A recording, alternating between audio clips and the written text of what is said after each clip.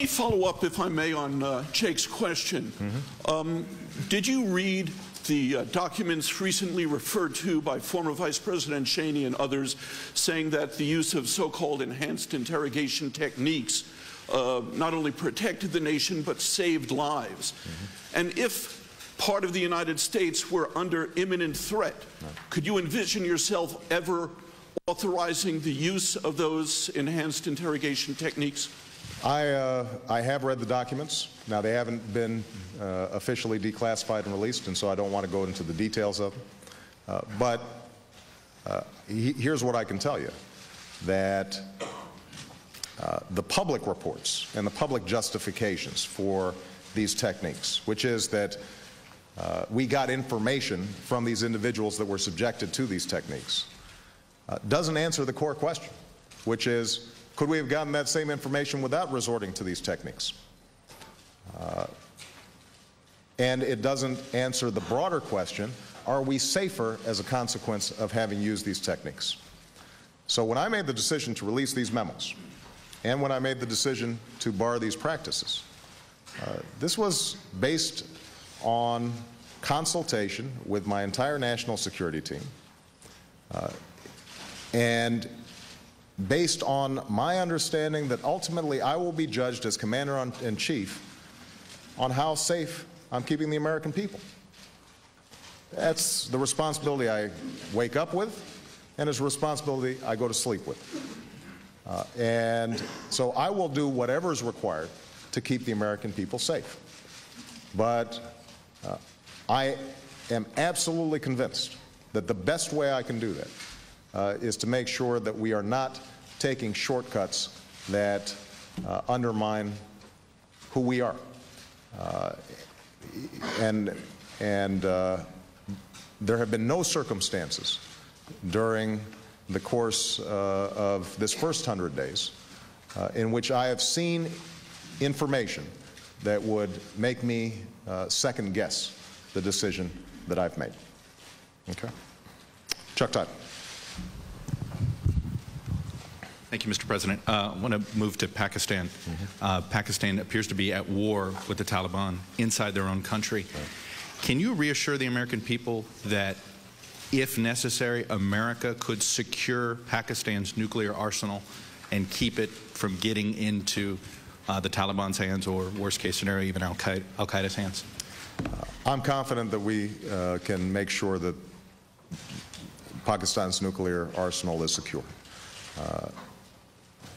Primarily, initially, because the Pakistani army, I think, recognizes the hazards of those weapons falling into the wrong hands.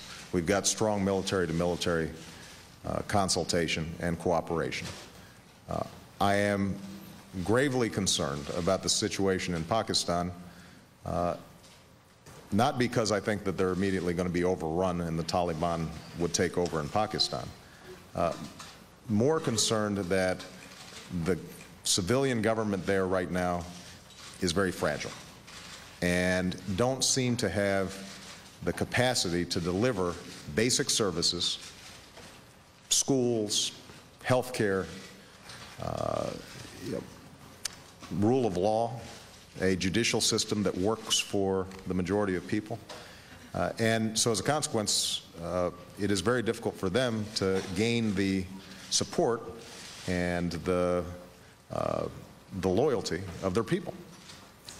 So we need to help Pakistan help Pakistanis. And I think that there's a recognition increasingly on the part of both the civilian government there and the army that that is their biggest weakness. On the military side, you're starting to see some recognition just in the last few days that the obsession with India as the mortal threat to Pakistan has been misguided, and that their biggest threat right now comes internally. And you're starting to see the Pakistani military take much more seriously the armed threat from militant extremists.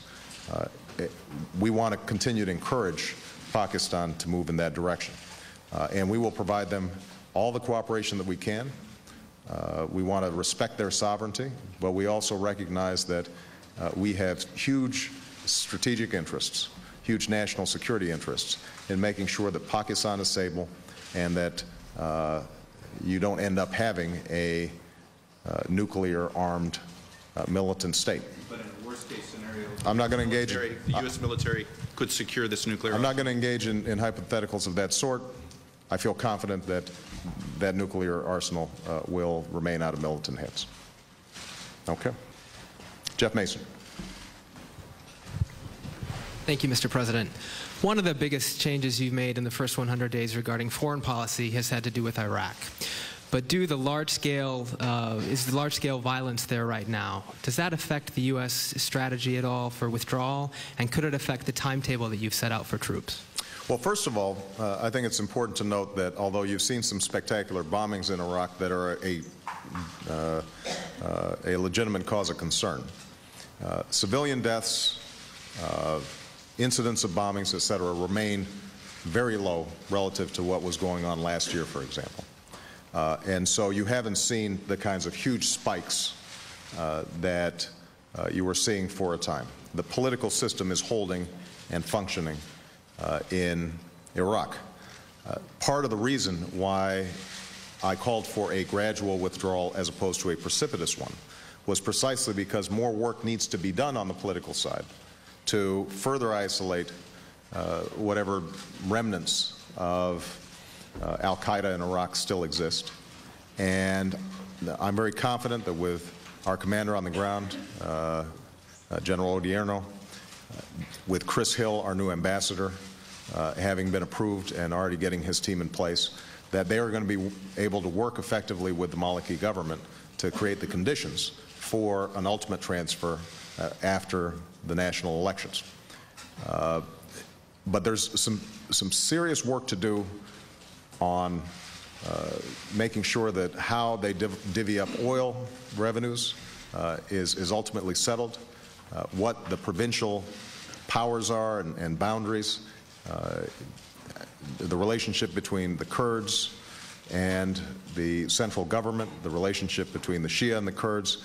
Are they incorporating effectively Sunnis, sons of Iraq, into the structure of the armed forces in a way that's equitable and just? Those are all issues that have not been settled the way they need to be settled. And what we've done is we've provided sufficient time for them to get that work done, but we've got to keep the pressure up, not just on the military side, but on the diplomatic and development sides as well. Chip Reed. Thank you, Mr. President. On Senator Specter's switch to the Democratic Party, you said you were thrilled. I guess nobody should be surprised about that. But how big a deal is this really? Some Republicans say it is huge. They believe it's a game changer. They say that if you get the 60 votes in the Senate, that you will be able to ride roughshod over any opposition, and that we're on the verge of, as one Republican put it, one-party rule. Do you see it that way? And also, what do you think his switch says about the state of the Republican Party? Well, first of all, I think very highly of Arlen Specter. I think he's got a record of legislative accomplishment that is as good as any member of the Senate. And I think he's always had a strong independent streak. I think that was true when he was a Republican. I think that will be true when he's a Democrat. He was very blunt in saying I couldn't count on him to march lockstep on every single issue. And so he's going to still have strong opinions, as many Democrats in the Senate do. I've been there. It turns out all the senators have very strong opinions. And I don't think that's going to change. I do think that having Arlen Specter in the Democratic caucus will liberate him to cooperate on critical issues like health care, like infrastructure and job creation, areas where his inclinations were to work with us, but he was feeling pressure not to. And I think the vote on the Recovery Act was a classic example. Ultimately, he thought that was the right thing to do. And he was fiercely berated within his own party at the time for having taken what I considered to be a very sensible step. So I think it's overall a positive. Now,